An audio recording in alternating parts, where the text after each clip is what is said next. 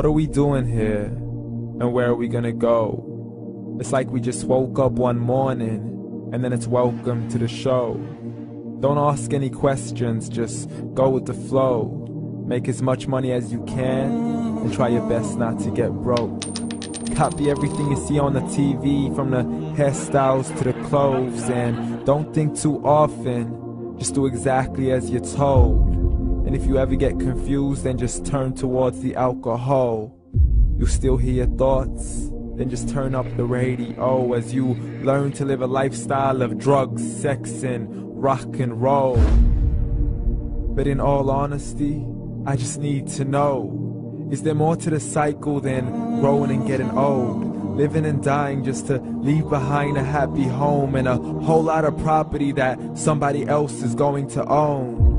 I just really need to know before the casket's closed, 'cause I'm not willing to gamble with my soul, nor am I ready to take any chances. These are just simple life questions, and I'm just searching for some answers. Like, what are we doing here? And what is our purpose? How did we get here, and who made us so perfect?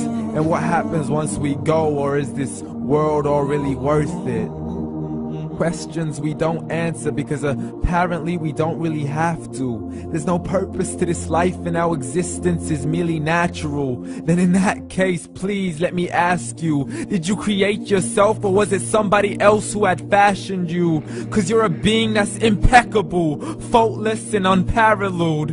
You're a product of supreme intelligence, and I'm merely being rational. For there isn't a camera on this earth that can come close to the human eye, nor a computer that can compete alongside the human mind. And if the whole world was to come together, we wouldn't be able to create a single fly. So many signs, yet we still deny. As science tries to justify that all this could come from none, when it's a simple sum. 0 plus 0 plus 0 cannot possibly ever give you 1. So from where did all this order come? For everything has its origins, a maker, a creator of its own. I mean, the only reason you're watching this video is because somebody had to press upload. So we can believe in the Big Bang, but I'd rather believe in He who caused it to explode. Allah, the creator of everything along with every single soul. The ever-living, the master, the only one who is in control. Unlike his creation, beyond our imagination. And no, he's not a man, nor does he have any partners in association.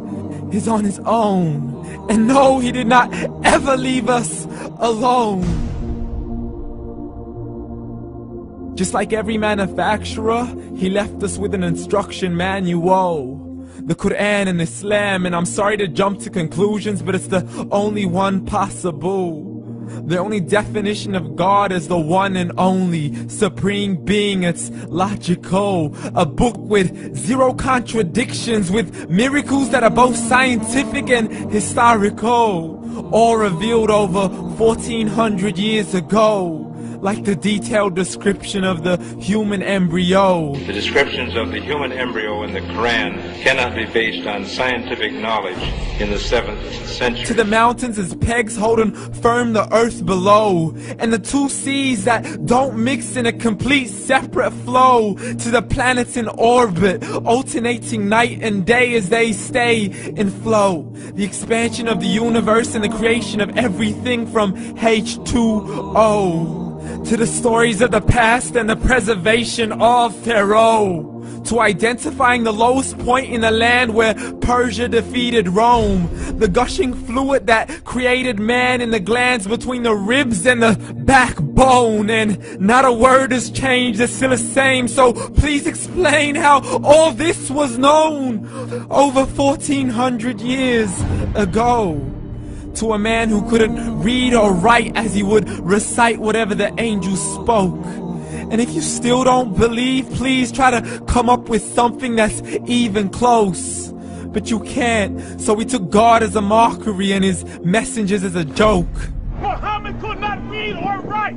How's somebody who can't read or write gonna start a religion? Dismissed his scriptures as legends and tales of the ancient folk, as we live life according to our whims, desires, and hopes. saying this life is the only home we will ever know. We will live then die, then simply turn to bones. YOLO!